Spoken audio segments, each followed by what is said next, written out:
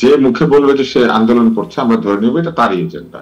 কার পক্ষ হয়ে করছে, কার হয়ে কি করছে এটা তো আমরা জানতে চাই না। কিন্তু আমার কিছু অদ্ভুত অদ্ভুত কৌতূহল আছে। তার মধ্যে একটা হচ্ছে ঢাকা বিশ্ববিদ্যালয়ের সংসদে জিতলে পাকিস্তানের জামাতে ইসলামে অভিনন্দন জানায়। পিন্ডিতে কিংবা করাচিতে বিভিন্ন বিশ্ববিদ্যালয়ে বিভিন্ন দল জিতলে কি আমাদের এখান থেকে জামাতে ইসলামী ওইখানে অভিনন্দন জানায়?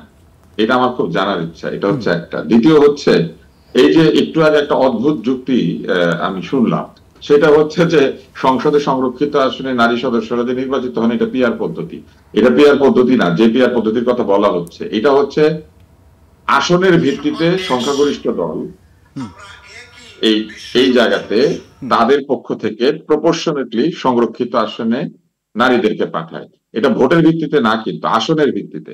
অর্থাৎ একটা দল 25% ভোট পেয়েও 50% আসন জিততে পারে এবং তারপরে সে 50% নারী সদস্যকে নির্বাচিত করতে পারে। এই পিআর আর এখন যে পিআর চাওয়া হচ্ছে 2 পিআর এক না। পিআর মানে সব পিআরকে এক পিআর বানিয়ে দিলে পিআর তো বিভিন্ন পদ্ধতি আছে, এই পদ্ধতির মধ্যে একটা পদ্ধতি তো এটা আনুপাতিক হার, মানে কখনো আনুপাতিক হার, এখানে আনুপাতিক। ভালো লাগে না আপনি মাঝখানে কথা বলেন না ভাই।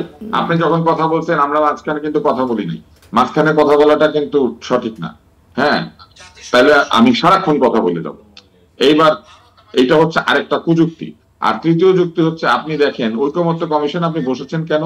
ঐকমত্য কমিশনে বসে আলোচনার মাধ্যমে সবকিছু ঠিক করবেন। আলোচনা টেবিলে হেরে যাচ্ছেন, অতএব রাস্তায় এসে উৎপাত শুরু করেছেন। রাস্তাঘাটেই আন্দোলন করলে কি হবে? নির্বাচন অবশ্যই বাধাগ্রস্ত হবে। এবং বাংলাদেশের আইনে আছে কেউ যদি নির্বাচনকে বাধাগ্রস্ত করার কোনো প্রক্রিয়া তৈরি করে তাহলে এটা কিন্তু একটা অন্যায়, এবং সেই অন্যায়ের একটা প্রক্রিয়ার মধ্যেই আন্দোলনকারীরা ঢুকে পড়েছেন। হঠাৎ উনি এই আলোচনার মধ্যে দাবি করে বসলেন যে গণভোট দিতে হবে। তো একবার বলছেন ভোটের হবে পিআর পদ্ধতিতে, আবার বলছেন এখন গণভোট দিয়ে ঠিক করতে হবে লোকে পিআর চায় কি চায় না। গণভোটের বিধান কি সংযুক্ত করা হয়েছে আমাদের সংবিধানে? এই গণভোটের বিধান কি কেউ সম্প্রতি সংযুক্ত করেছে যে গণভোট দিয়ে দিতে হবে? এবং গণভোট দিয়ে দিতে হবে তারা বলছেন। গণভোট করতে গেলে আসল ভোটটা পিছাবে না? দুইটা ভোটের মাঝখানে গণভোট আয়োজন করতে গেলে কি আসল ভোটটা পিছিয়ে যাবে না? আবার ওই আসল ভোট পিছিয়ে গেলে ঐকমত্য কমিশনের দ্বিতীয় ব্যক্তি বলছেন যে জাতীয় নিরাপত্তার হুমকি তৈরি হবে। তাহলে যদি কোনো কারণে, যে কোনো কারণেই হোক, সেটা গণভোটের কারণে হোক, কারো বিয়ে শাদীর কারণে হোক, কিংবা কারো সন্তান জন্মদানের কারণে হোক, যে কোনো কারণেই যদি ওই জাতীয় নির্বাচন পিছিয়ে যায় ফেব্রুয়ারি মাস থেকে, তাহলে কিন্তু ঐকমত্য কমিশনই বলেছে জাতীয় নিরাপত্তা হুমকির মুখে পড়বে। জাতীয় নিরাপত্তা কি সোজা কথা? জাতীয় নিরাপত্তাকে হুমকির মুখে ফেলে গণভোট আয়োজন করা যাবে?